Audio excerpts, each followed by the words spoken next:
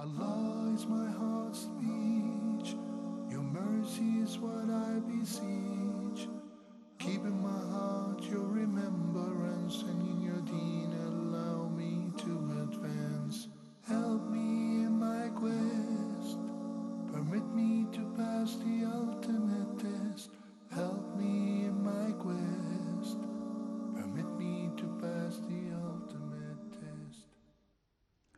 بسم الله الرحمن الرحيم. الحمد لله رب العالمين، وصلى الله وسلم وبارك على المبعوث رحمة للعالمين نبينا محمد وعلى آله وصحبه أجمعين. أما بعد. Dear brothers and sisters in Islam, Assalamu alaikum wa rahmatullahi wa barakatuh, and welcome to this new episode of Ask Huda, coming to you live from Cairo studios here in Egypt. And I am grateful to Huda TV for hosting me, and I'm grateful to Dr. Muhammad Salah for giving me this opportunity to take his place, though his knowledge is far greater than mine, but Jazahullahu khairan, he was so humble to give me his place to try and my level best to attend your queries and questions. You'll find the phone numbers displayed at the bottom of the screen as usual. And before we begin taking your calls, Mehwish says, is it permissible to take advantage of sales on Kafir holidays? Are we sinful if we do? And is this considered as partaking in their festivals? First of all, this depends on which end you are in. So if you are the merchant, if you are the business person who is selling and making profit out of it, we say that this is not permissible. Making advertisement on Christmas or New Year's Eve or Black Friday or whatever they call it, and try to sell with discounts because of the holiday seasons and making profit out of this, as a merchant, this is not permissible for you. Because this is part of celebrating the holidays, their holidays, the Kafir holidays. While if you were the customer who goes and takes advantage of something that is 40% cheaper than usual without having any intention to celebrate or to glorify the season, there is nothing wrong in that. Therefore, you have to look at what end you are in. If you are the one selling, this means that you're going to advertise, you're going to do some marketing, you're going to give a special discount for this occasion. This is not permissible. If you are the one who's buying, there's nothing wrong in that, insha'Allahu Azza wa Jal. Simra says, what is the difference between zakat and taxes? And this question is exactly like if someone says, what is the difference between standing up in prayers to Allah Azza wa Jal and standing up for the national anthem, for example? Standing up for the national anthem is something that is fabricated. It's imitating the disbelievers, and it's standing for something other than Allah Azza wa Jal. And this is a custom that people are unfortunately getting to develop. They are picking up such practice in the Muslim world. And this is totally prohibited, as the great scholars of Islam said. The funny thing is, when the Quran is recited, nobody stands up. When the mentioning of the Prophet ﷺ is there, nobody stands up. And when they play the national anthem, they make it a crime if you don't stand up. Now, if you come to zakat and taxation, zakat is one of the pillars of Islam. And zakat has been appointed and prescribed by Allah Azza wa Jal. He's the one who created the heavens and the earth, and He's the one who told us how to worship Him. Taxation, it is something that is man-made. This is something that is not from Islam. And the vast majority of scholars say that taxation is prohibited. The Prophet ﷺ said in the farewell sermon that your wealth, your blood, meaning your safety, and your reputation are all sacred upon one another. It is haram to violate. You cannot take people's wealth without their concession and approval, regardless who you are. You cannot harm them in their bodies or kill them. And you cannot slander them, backbite them, or lie about them, because this affects their reputation and their honor.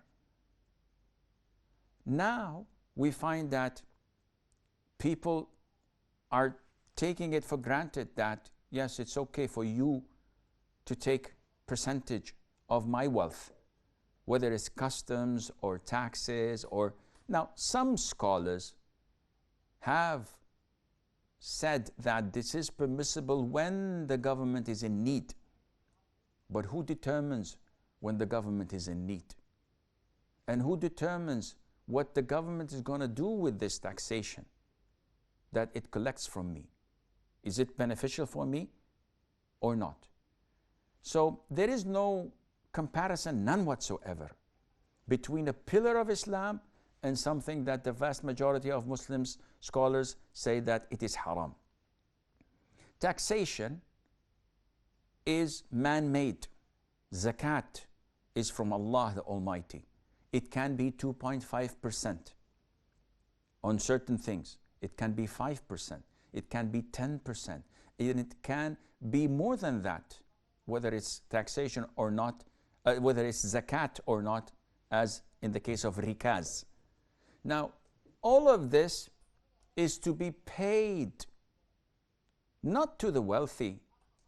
It is to be paid for the poor, the needy, and the rest of the 8 categories that Allah had mentioned in verse 60, chapter 9 of Surah At-Tawbah. So this is for the welfare of the whole ummah, if we are able to do this and follow it. We have a caller. Hamid from the UK. Yes, Hamid. Hello.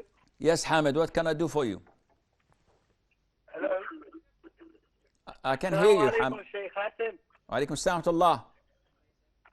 Yeah, alhamdulillah. So my question is it proper for a Muslim to serve in the army? That's my first question. Is it what? Is it proper for a Muslim to serve in the army? To enlist in the army, the Kafir army? Oh yes, yeah, the Kafir army, like the British army. Okay. Any more questions? And yeah, and so then my second question is, you know, like my wife, she doesn't really comply with the Islamic Sharia. For instance, like the hijab and maintaining the 6 criteria for hijab. But every time I try to encourage her, she just, you know, tends to complain that it's too hard and this and that. She just gives a sort of excuse, which I'm not really happy with. Is there any way that I can give da'wah to her and make her understand that it is very paramount for her to maintain her hijab? Do you have children, Hamid? Yeah, I do have children. I have a boy, which I'm teaching Arabic as well, and he does go to a Arabic school to learn the Quran. And I also have a girl, which she's like a 2-month-old girl. MashaAllah. Okay. Any more questions? No more question for now. So I'll call back to ask you more questions. Barakallah fiqh. Jazakallah khair. Barakallah fiqh. So Brother Hamid from the UK had two questions. The first question is, what's the ruling on joining the army in a non-Muslim country? What is the role of an army? The role of an army is to defend the country, generally speaking, or to invade other countries, like we see worldwide. So if you look at Europe, the United States, all other countries, they have armed forces. What are these armed forces for? Either they are to deter any invader from coming, any hostility against the country, and this is legitimate to defend your own country, or it is used to attack other countries under the titles of protecting democracy, freedom, human rights, blah, blah, blah. But regardless, we're not going to go into people's intentions. What you're asking about, Hamid Bhai, is that to join an army and to be ready to die with this army that is not raising the flag of Islam is totally prohibited. Why? The Prophet was asked, ﷺ, O Prophet of Allah, a man fights for honor, another fights for being praised as brave, meaning for bravery, a third fights for the war booties, for the money. Which one of them is a martyr in the cause of Allah? The Prophet said, whoever dies fighting to make Allah's word the highest, who dies in the cause of Allah. All of these are not for the cause of Allah. Therefore, it is not permissible for a Muslim to join an army of a country that has forces killing Muslims, attacking Muslims, regardless of their intention or their justification. It's someone who's not a Muslim attacking Muslims. This is totally prohibited for you to join them, even in clerical work. And Shaykh ibn Uthaymeen, may Allah have mercy on his soul, was asked about joining the medical staff of such armies, and he said that this is not permissible, and Allah knows best. His second question was about his wife. A lot of the boys and the gents face a similar problem. When they got married, they were easygoing in a sense. They were not practicing, they were not committed to Islam, so they chose, like everyone else would do, they chose the beauty, not knowing that this beauty would turn out to be the beast, unfortunately.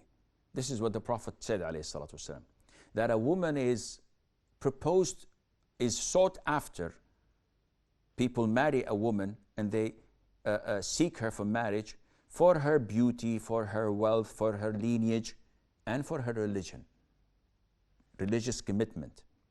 And the Prophet said, ﷺ, choose the one with the religious commitment, otherwise your hand would be dusted, meaning that you would grab nothing, you would have nothing.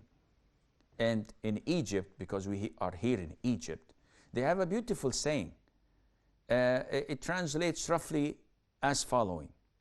They say, "O you who take a monkey for its wealth, the wealth will go and the monkey would stay as it is." This is what happens when you take someone for her wealth or for her beauty or for her lineage without being a practicing Muslim. Well, if you can get all the four in one, that's excellent. But usually this applies only for the Hur al-Ain in paradise. Therefore, you made the mistake that everyone else made. which is marrying someone who's not practicing simply because you were not practicing yourself.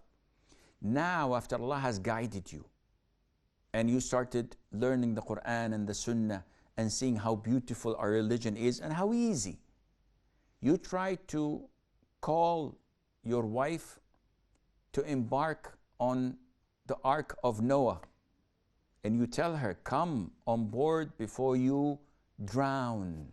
And she refuses and she says, no, I will pick a high mountain and I'll be saved from the flood. She refuses. What to do? What are your choices? One, divorce. This is the easiest choice. Why is it easiest? Because I'm still young and life is still ahead of me, and the supply far exceeds the demand. I can pick and choose. So many women are willing to marry me. In my age, I'm young. So this is option one. The problem with option one is that you have children, and breaking a marriage and splitting the house, this is bad news. Option two is to try to be patient, to give her da'wah, give her incentives. See, we're good in forbidding things, but we're not good in giving alternatives. This is haram, and this is haram. Okay, what can I do? It's none of my business. Everything is haram. This is not da'wah. You are repelling people away from Islam. So your wife is a Muslim. Try to look at good things in her and bank on that.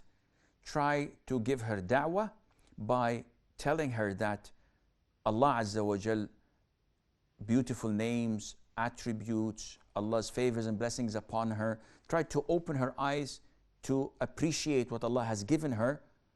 And whenever she complains, try to make her look at others who wish that they would have 1% of what she has, and to look at those who have calamities to appreciate what Allah has given her.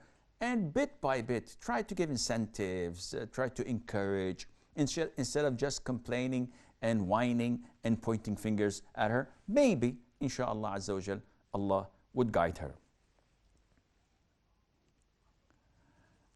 Abdullah from Libya.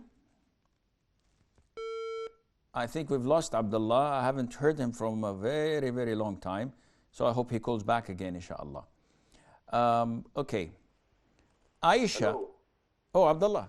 Okay, Abdullah. حياك الله يا أخي. Assalamu alaikum. Salamtullah. Sheikh, I want to know the ruling concern about insurance in Islam. About what? Insurance. Insurance. Okay, what kind of insurance? Insurance, house insurance, insurance. Okay. Any more questions? Thank you. حياك الله. So, Abdullah's question is very straightforward. What is the ruling on insurance? What is insurance? You have property insurance. You have life insurance. You have car insurance. Anything basically you can insure. So if I'm a celebrity and my beard is long, I can insure it. If I'm a singer, I insure my throat. If I'm a dancer, I insure my legs, etc. This is the trend nowadays. Insure anything. What is the concept of insurance? The concept of insurance is you pay a premium, and for a whole year we will cover you, and we will give you great, huge amounts far exceeding what you have given us.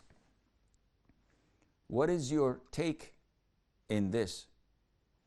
How do you make money? It's none of your business. So what do you think? Come to think of it, it's worth the risk.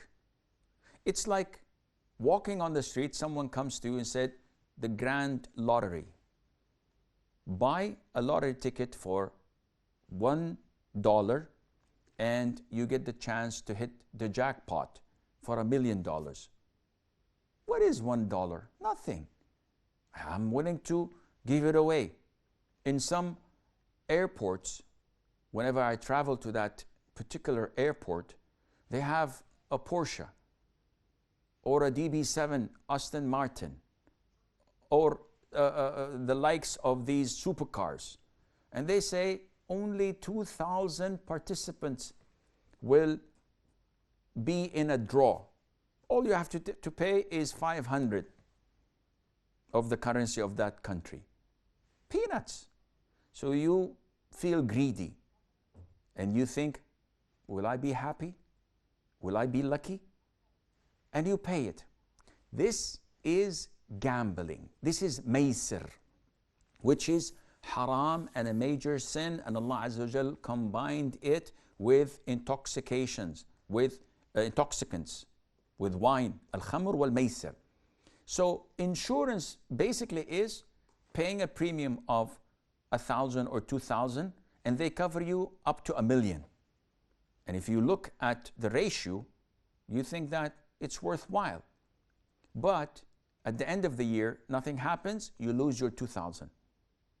If in the middle of the year you make an accident or something bad happens, they cover you for 1,000,000. And how do they do this?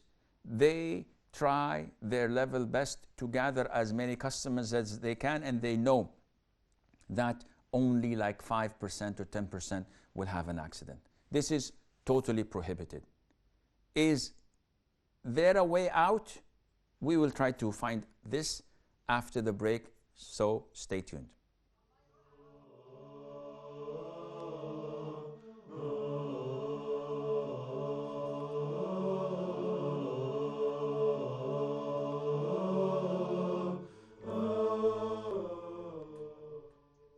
Assalamu alaikum wa rahmatullah, and welcome back.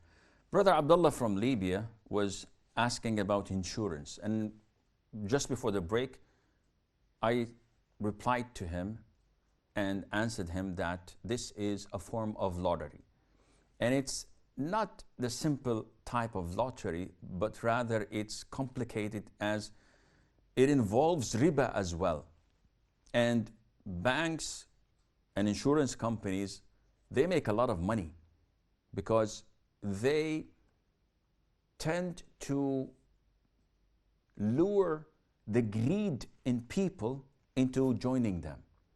Now, is all insurance haram? The answer is, generally speaking, yes. However, some scholars say that the takaful, the cooperative form of insurance, is halal. Unfortunately, this is theoretical. What do we mean by cooperative? Cooperative in the sense that 1,000 people gather and each one of them puts 1,000 euros as insurance. So now they have 1,000,000 euros in a portfolio, in a wallet, and whatever. They agree upon themselves that we 1,000 Muslims, whoever has an accident will take whatever he needs to stand up on his feet back again. Cooperative insurance means that if within a month or two something happened in the town we live in, our houses were burnt, so we take from this portfolio or from this wallet, and if the money runs out, the whole 1,000,000 euros are gone, no one can come after a week or two and says, listen, I have contributed with 1,000 euros a couple of months ago, and now my car has an accident and I need money to fix it. We simply say, we don't have any money. This is true cooperative insurance, because there is no benefits and there are no strings attached. The money is gone, it's gone. So many times it can happen that the whole year nothing happens. So the following year we have 2 millions, and the third and the fourth, and eventually it grows, but there is no profit. It's a non-profit organization. This is halal. What is happening in the so-called Islamic cooperative insurance companies, that they have CEOs with a high salary, maybe 6 digits, maybe more. They have bonuses, they have executives, they have shareholders. So now this is not for the benefit of the society. This is not non-profit. It became a profit-oriented. And this is why if you come after 9 months and they ran out of money, it states in the contract that we will borrow from the shareholders a year or two. Someone else will lend us money, and then we will compensate them from the profits, etc. So this is not cooperative at all, and I believe that it is not permissible. However, in the vast majority of countries worldwide, Muslims and non-Muslims alike, they may mandate insurance upon you. If you don't, they will fine you, and maybe they will imprison you. In this case, scholars say that you may insure out of the necessity, so that you would save your neck, as in the case of the third-party insurance of cars. So this insurance is covering the one you hit or may have an accident with. So if I hit someone's car, my insurance fixes his car, not mine. So this is called third-party insurance, and this is mandatory in almost all countries worldwide. So scholars say that either this or pay a fine, or maybe go to prison. No, pay it, and you can utilize it. But when it's voluntary, when the country does not mandate health insurance, and you opt for it just for the sake of saving money, definitely paying 2,000 or 1,000 euros a year, and then get MRIs and get surgeries and pregnancy tests and labor, and etc. All of this is far greater. So people again would become greedy and would like to take it. This is not permissible. If it's mandated by law, then you should obey the law, and the sin is upon them, and Allah Azza wa Jal knows best. Aisha says, is homeschooling better nowadays, as sending children to international schools carry the risk of them going astray because of peer pressure? Peer pressure is found everywhere, even in the schools that is based on tahfidh al-Quran. So even Islamic schools, you will find peer pressures. However, one should weigh the pros and cons. So if they are at a very early stage and they need to learn the basics, sending them to public schools might be acceptable. But if there is a lot of haram being involved, and if they are girls, for example, which is far more dangerous than boys, then in this case the parents have to weigh the pros and cons. It is the responsibility of Muslims, wherever they are in their community, which country they are in, it is their responsibility to collaborate to build an Islamic school. This is the most important thing to do, because this is the nucleus of building and establishing a Muslim society. If you send your kid and mine to a public school where there is music, free mixing, teaching them sexual education, teaching them homosexuality is okay, teaching them Darwin theory an evolution, telling them that God does not exist, and then you say, what can I do?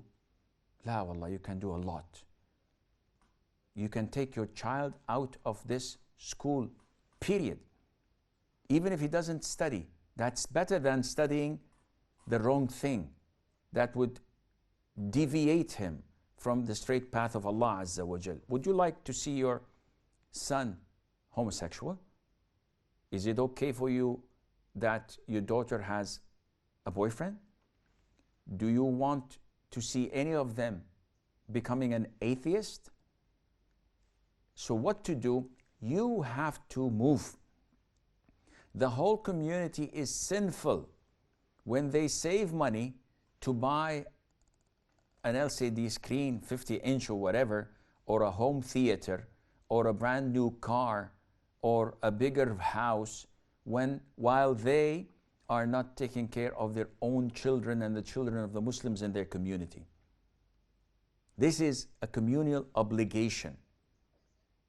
Look at Huda TV, for example. How many families are watching, learning, benefiting? How many families have been guided to the correct aqeedah through the grace of Allah and then through Huda TV? What did you do?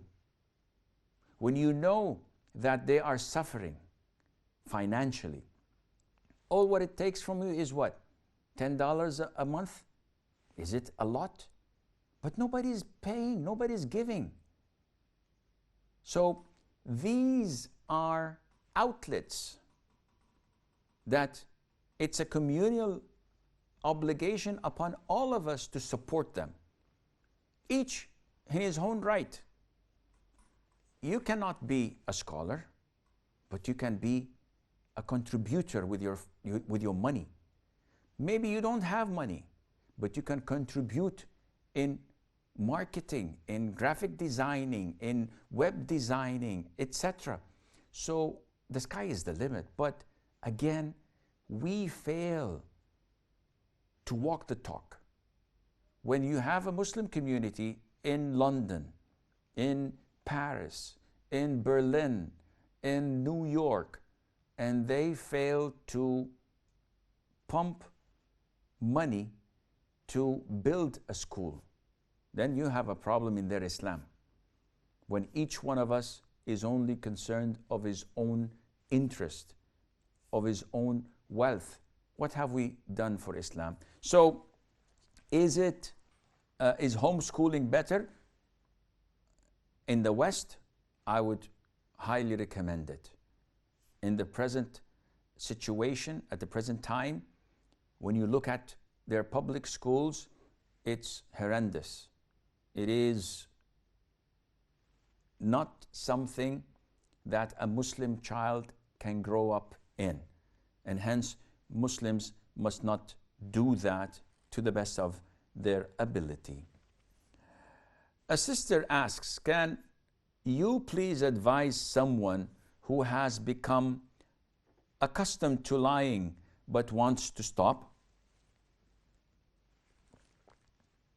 Lying is one of the characteristics that was so abhorred and hated by the Prophet ﷺ, to the extent that if he had ever sensed one of his family to lie, he would boycott him or her until that person initiates and expresses remorse and seeks forgiveness from Allah Azza wa Jal. The Prophet hated lying alayhi salatu wasalam, and he never ever lied. And that is why he was known to the idol worshippers even before Islam to be the honest, the truthful, and the trustworthy. Sallallahu alayhi wa sallam. If a person is a compulsive liar, then he should know his fate after death. He should reserve for himself a seat in hellfire. The Prophet said, alayhi salatu wassalam, that lying leads to sins or fujur, and al-fujur leads to hell, and an individual would lie and continue to lie until he's registered at the side of Allah as a liar. So with what face are you going to face Allah Azza wa Jal on the Day of Judgment, when everyone knows around you after being resurrected that this person is a liar? The Prophet had told us ﷺ, that the hypocrites have 4 characteristics. A hypocrite, whenever he speaks, he lies. And according to the sister, this person is a compulsive liar. Nobody trusts him. Nobody believes him, and at the side of Allah, he's a hypocrite with a characteristic of the hypocrites. So I highly advise this individual to fear Allah Azza wa Jal, because nothing that comes out of his mouth except it is written and noted down, as Allah Azza wa Jal has stated, and he will see that in front of him on the Day of Judgment. Abdullah says, is fasting of a person valid if he only prays on and off? Now, the question is important. What I don't like in this question is that I receive a lot of similar questions of people going out of their way to label and render others as kafir. Just this morning, a brother sent a question saying that my father only prays Fridays, and he prays in Ramadan on and off. And I told my mother that her marriage to him is invalid, but she refuses to leave him or to seek divorce. What do you advise? What do you advise? So I told the brother, why are you so anxious to jump the gun and label your father as a kafir? People ask similar questions. If my father were to die, do I have to wash him, shroud him, pray funeral prayer, and bury him with the Muslims? Or should I just leave him like any kafir and let him rot? A'udhu billah. What kind of mentality these people have? And the funny thing is, if the father is wealthy, they would recommend the mother to separate from him because he doesn't pray, he's a kafir. They recommend that he's not washed or prayed upon or buried with the Muslims because he's a kafir. But when it comes to inheritance, don't forget my share. Do not forget my share. You know that you cannot inherit a disbeliever or a kafir. Yet when you want, you take him out of the fold of Islam, and when you do not want, you take your share of the inheritance. This is wrong. Coming back to the question of Abdullah, technically speaking, a person who does not pray is not a Muslim. Now, practically speaking, you cannot implement this rule, this theory, on a specific individual until the conditions are fulfilled and the obstacles are gone. So yes, Sheikh, but he doesn't pray. And you said that whoever does not pray at all, not a single prayer, is a kafir. Yes, this is true. However, you cannot put this on that specific individual. You're not with him 24/7. You don't see him every single second of the day. He might pray when you enter the toilet. He might pray when you go to the masjid and pray. He might pray at his home, and he tells you he doesn't pray. So, pardon me, to jump to conclusions and to claim that a person is a kafir just out of the blue, this is not permissible. If a person prays on and off, he's a Muslim. He's in great danger. He's committing a major sin. And some scholars said that by abandoning one prayer until the time runs out. This takes a person out of the fold of Islam, but this is not authentic. This is an opinion of scholars. The most authentic opinion is that if a person prays on and off, he is committing a major sin, he's in great danger, but he is still a Muslim.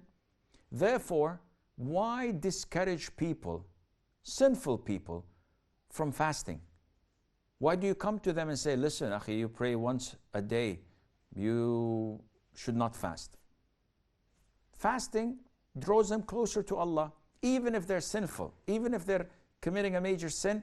You should not deter them from worshiping Allah. You never know, maybe by doing this, by fasting, they get closer to Allah Azza wa Jal and to start praying and observing their prayer on time. I'm afraid that this is all the time we have. So until we meet Tuesday, inshallah, day after tomorrow, I leave you fi amanillah. Wassalamu alaikum wa rahmatullahi wa barakatuh. Allah is my heart's speech. Your mercy is what I beseech. Keep in my heart your remembrance.